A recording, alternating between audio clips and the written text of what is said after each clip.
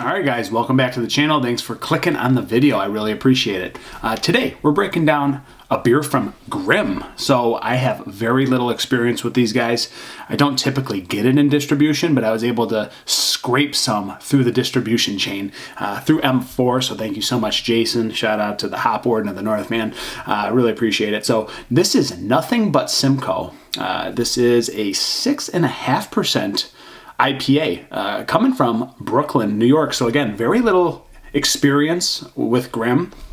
They have a great following, great presence online, but I just don't get my hands on this stuff very often. So it's fun to try this with you guys and see what I think of this. This is coming in around 18, 19 bucks for a 4-pack, so you're going to pay a little bit of that premium, but these are beers that are hard to find in Northern Michigan and just in general in distribution in the Midwest. So guys, I'm thrilled to have this and try it with you. Cool can art. You got the cat eyes through the forest. I really like it. So Nothing But Simcoe. So clearly we're using Simcoe hops today only, and we'll see what we think of this bad boy.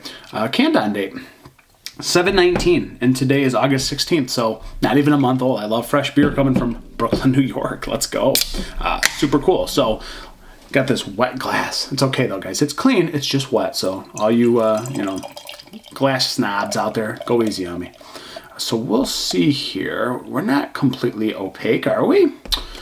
I got the drip, man. That Ric Flair drip all over the place. So we are quite opaque, actually. So I don't know if this is considered a New England style or not, but it appears that way. It's not super thick when I poured it. It's definitely more of that normal Midwest IPA, if you will, but it's got a little bit of haze to her. Nice bright white head sitting on top, pretty creamy, and it's sticking to the glass, but it's dissipating a little bit. I think we got some particulate floaties going on in here for sure. So I don't know what the filtering process is on this. Maybe they just didn't filter it. Looks like a stone beer in a way. I've definitely seen this before. It's just it's a lot of particulate, just floaty, yeasty esters. I don't know, the correct wording, but that's what it looks like to me. Let's go to an aroma. Ooh. Man, I just like Simcoe a lot. I mean, it always just pops in my nostrils. That woodsy, like earthy pine resin just sticking out. It's got this nice citrus, bright aroma. It's got just like this papaya apricot, this peach marmalade just diving into your nostrils. Really nice. Just a little bit of that grassiness, a little bit of that woodsy, earthy soil, the pine trees, the dirty soil, the dirty wood. It's all in there with that nice citrus, that nice stone fruit, just jumping into my nostrils. That's the best way I could put Simcoe, I guess. What I just said right there. That's the breakdown, guys. I've had this before, this aroma, but this one's intense. It's hopped up, man. So we'll see if the bitterness is there. We'll see what follows suit. Cheers to Grimm. Cheers M4. It's Nothing But Simcoe.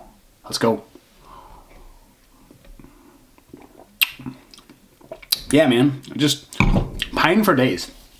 Piney, earthy soil for days and days, and it's got a little bit of that fruity touch to it. It's got a little bit of the citrus, a little bit of grapefruit, a little bit of navel oranges, the orange skin, that clementine fruitiness.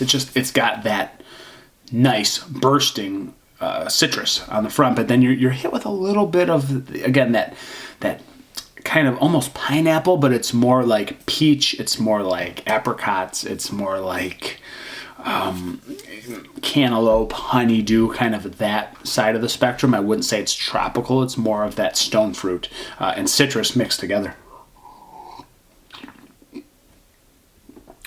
But it's a crispy boy, man.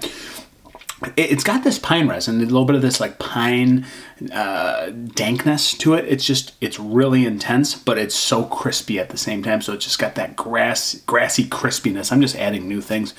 Fresh grass clippings, not herbaceous, but just super fresh and intense, woodsy grassiness to this thing.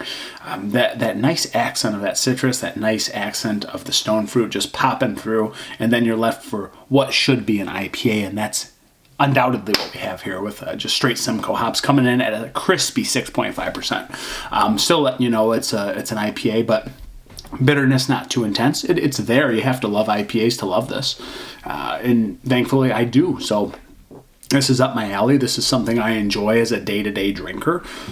But this one, it's intensely hopped with that Simcoe. I mean, it's slapping your palate around a little bit, but remains crispy and fresh.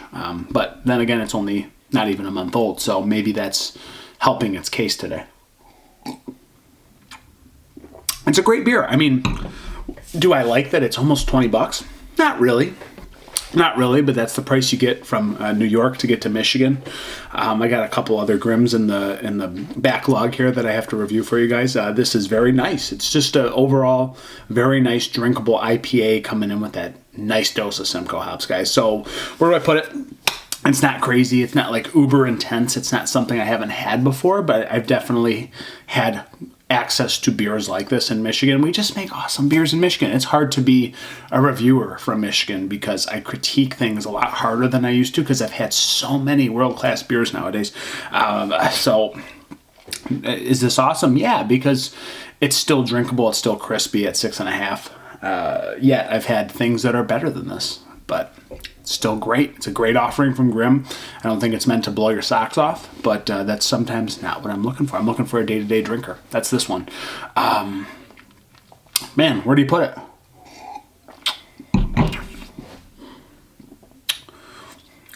$3.93 out of 5. Oddly specific. That's just where my mind goes today, guys.